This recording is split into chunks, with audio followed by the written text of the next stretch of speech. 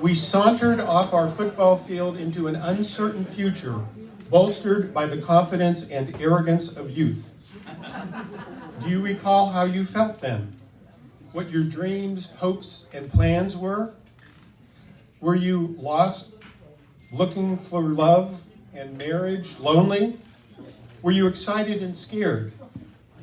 Did you feel insecure, fearing you might be a real-life green dragon, filled with envy of those who seemed cool, doomed like Puff to be abandoned by your childhood friends, and forced to hide your sensitive nature beneath thick scales or by breathing fire? Did you harbor a secret anguish or private ambition?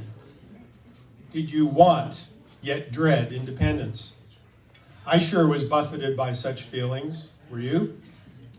Whatever your recollections, why not take a mental Polaroid snapshot of your memories now and see what develops over the next few days? So this was an emotionally intense and societally turbulent time. We were like pinballs. We were trapped in a game not of our making, flung about randomly, bouncing off flippers and bumpers, facing a maze of flashing distractions, obstacles, and trap holes. Recall some of the highs and lows we enjoyed or endured as graduation approached.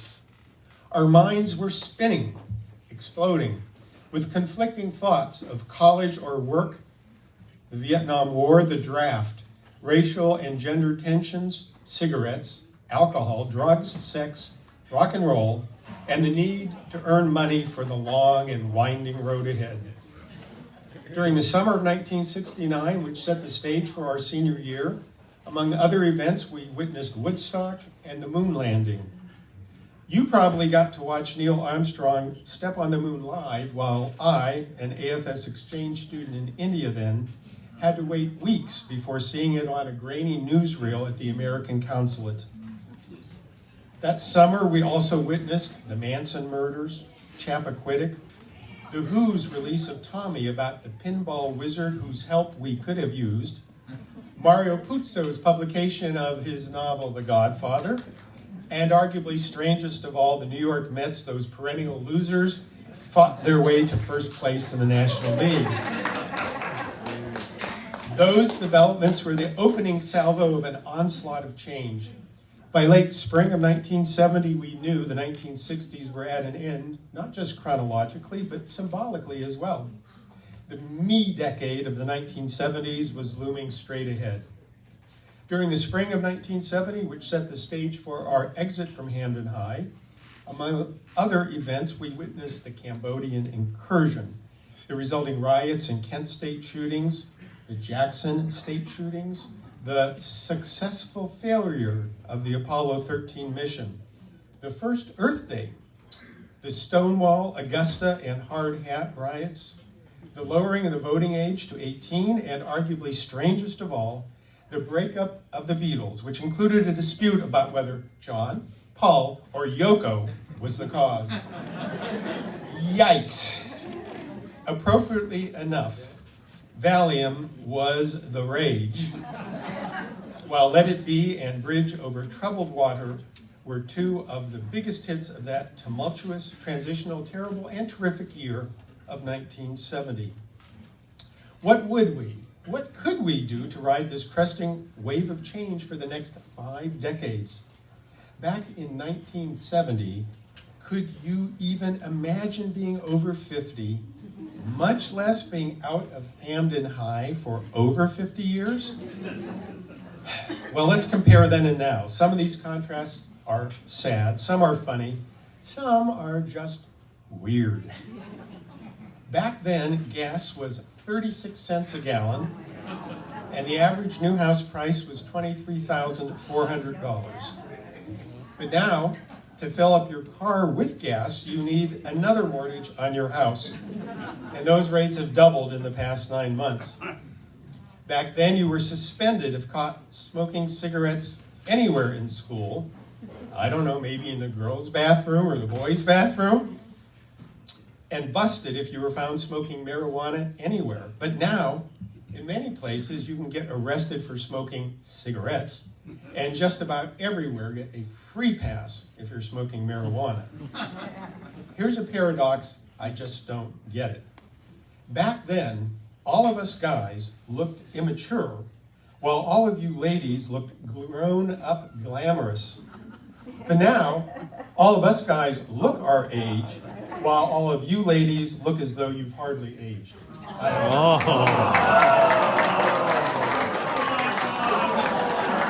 It's true.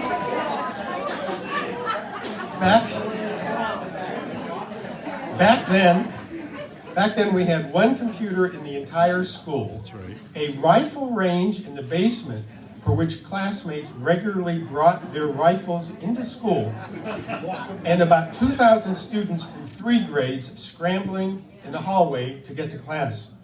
But now, as we learned from our wonderful 3 student guides during this morning's tour, every student is issued their own laptop, there are metal detectors at the doors, and about 2,000 students from 4 grades scramble in the hallways to get to class. Back then it cost $1.50 for a movie ticket, but you couldn't find any theaters in Hamden showing anything other than The Sound of Music.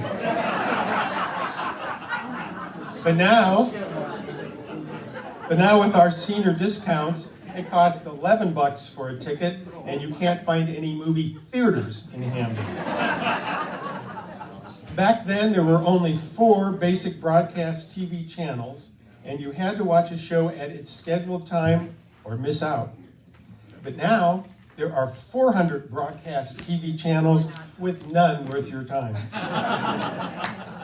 Back then we would brag that in America, anyone could grow up to be president. But now, that's not a boast, that's a warning.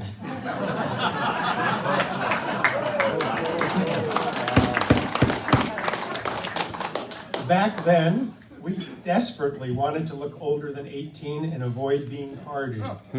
But now, we've succeeded.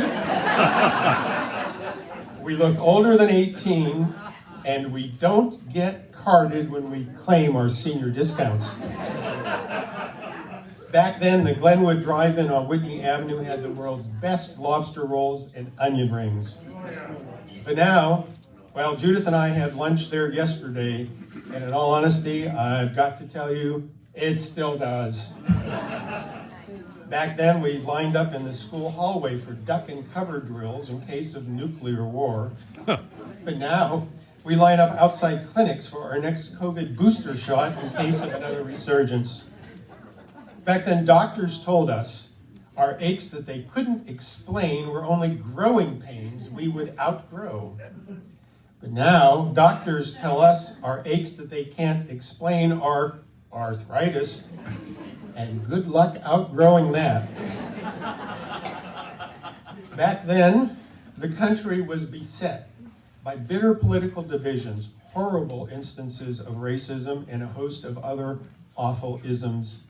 A president with dismal approval ratings, rising crime, an energy crisis, raging inflation, and the Russians were threatening us with war. But now,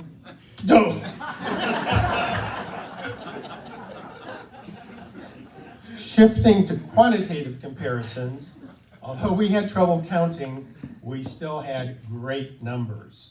We had 0 robocalls, 1 actor who embodied James Bond, 2 Righteous Brothers, 3 billion people alive in the world alongside us, 4 mop-top Beatles, 5 and dime stores, 6-cent first-class stamps, 7-digit phone numbers, no area codes for local calls for us, thank you very much, 8 days a week, 9 planets, bye-bye Pluto, and 10-cent payphone calls from phone booths, although we got kicked out of them whenever Clark Kent wanted to change his clothes.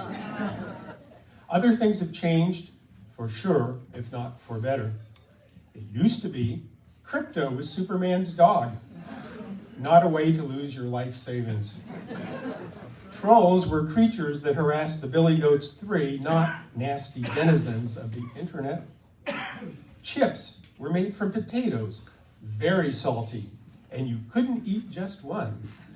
Not made from silicon, and no matter how much salt you shake on them, you still don't want to eat one, even though that would be a guaranteed method to get smarter. Apple was a fruit used to repel doctors, not a company that hit it rich by taking old product names and sticking an I in front of them. Amazon was the world's largest river, not the world's largest purveyor of stuff. And streams were for catching fish, not groovy tunes or far-out flicks. Cameras were devices you took pictures with, and telephones were devices you made calls with instead of vice versa. Of course, if you were Maxwell Smart, to make phone calls, you used your shoe. Talking with someone meant actually talking with them, not emulating Cyrano de Bergerac and using social media as a modern go-between. Hooking up meant an innocent gathering of friends, not a close encounter of the intimate kind. Remote controls for all kinds of gadgets were provided in the form of your younger siblings, who not only did a perfectly fine job, but were a lot easier to find. Sorry, younger siblings out there. Death-defying feats meant things we did, like walking barefoot at noon on the beach, or eating the lunchtime Hampton High cafeteria mystery meat. Not stepping barefoot in the dark on our grandkids' carelessly scattered Legos, or eating any kind of meat. Speaking of grandkids, hey, would you like to see some pictures of my three? Sorry about that, but as you know, grandparents automatically foist pictures of their grandchildren on everyone. Boomers meant the Navy term for nuclear submarines armed with ballistic missiles, not a slang way to describe our entire generation. And Social Security recipients meant incredibly old folks. But now, well, 70 is the new 40, which is perfect. In high school, we didn't trust anyone under 30, and now we don't trust, we didn't trust anyone over 30, and now we don't trust anyone under 30. So, building upon the lessons taught us while we roamed the green and gold festooned hallways of Hampton High, we've learned a lot of things after graduating, most of them quite serious and sobering. We've learned that, by and large, our high school teachers were smarter than we gave them credit for. And maybe we didn't already know absolutely everything back then. We've learned that our initial perceptions of people and events often are erroneous and frequently require correction.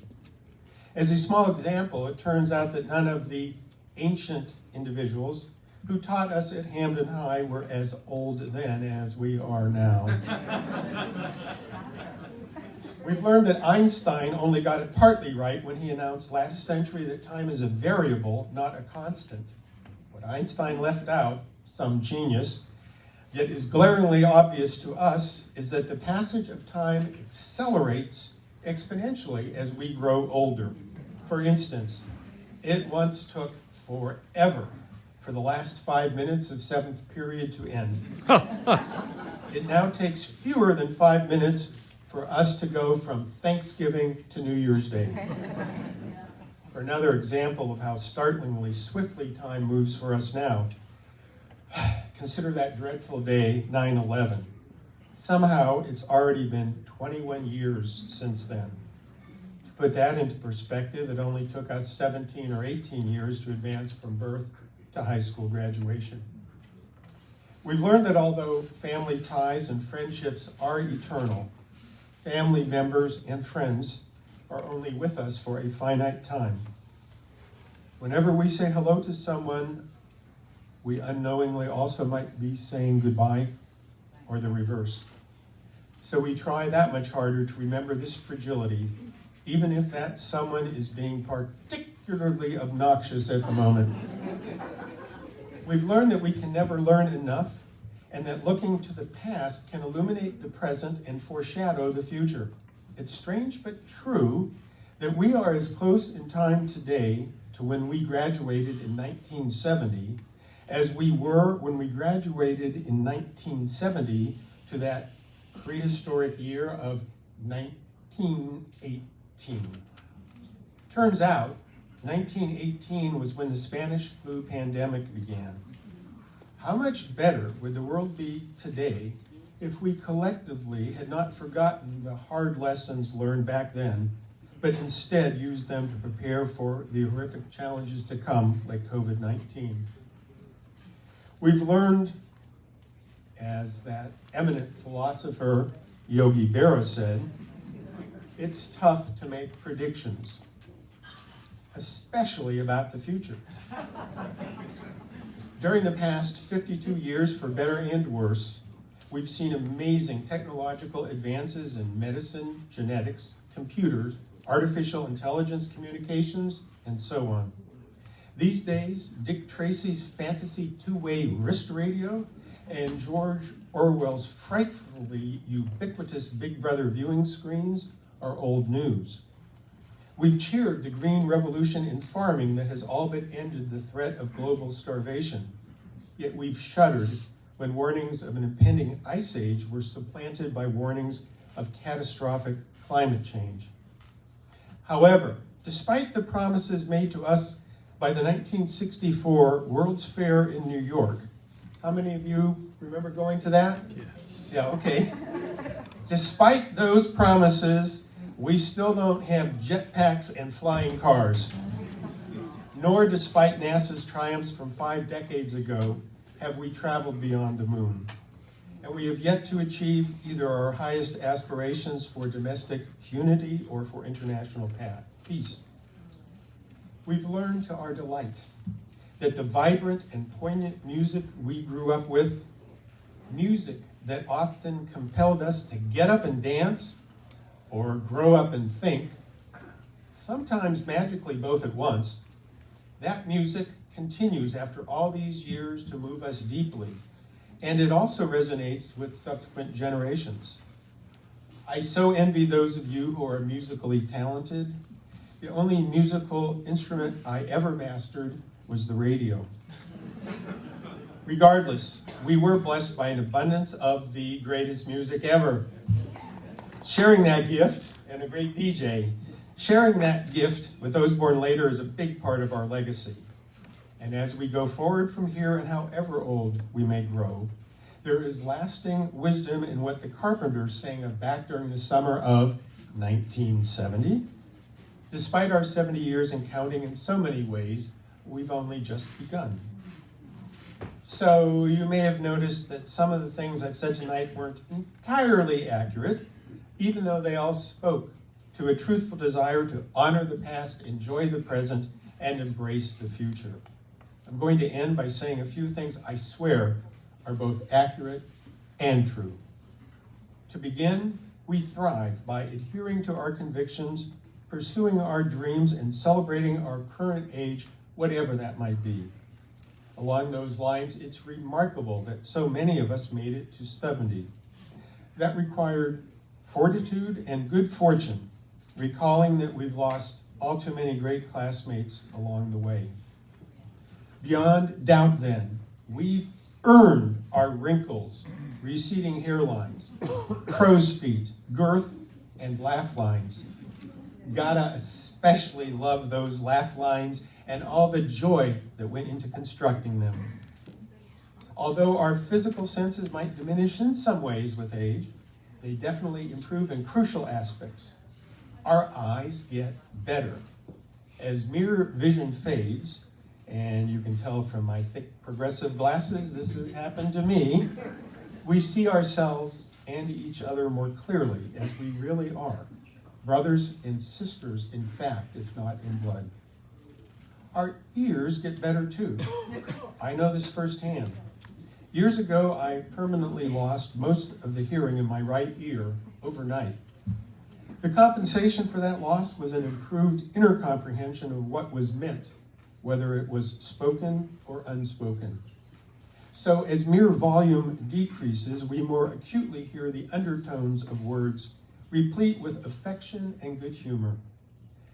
As Louis Armstrong sang in What a Wonderful World, I see friends shaking hands, saying, "How do you do?" They're really saying, "I love you."